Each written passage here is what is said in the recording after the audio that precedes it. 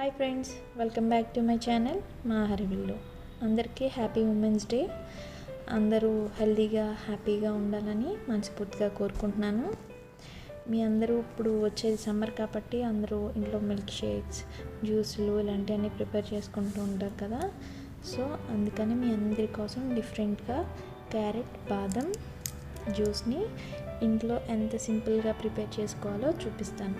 ఈ జ్యూస్ అయితే పిల్లలు పెద్దలు అందరూ ఇష్టంగా తాగుతారు. ఒకసారి ప్రిపేర్ చేసుకొని ఫ్రిడ్జ్లో పెట్టుకుంటే 1 వీక్ వరకు ఉంటుంది. టేస్ట్ అయితే మాత్రం చాలా అంటే చాలా బాగుంటుంది. ఎమ్మీగా తప్పకుండా ట్రై చేయండి. అయితే ఇప్పుడు వీడియో స్టార్ట్ చేసేద్దాం.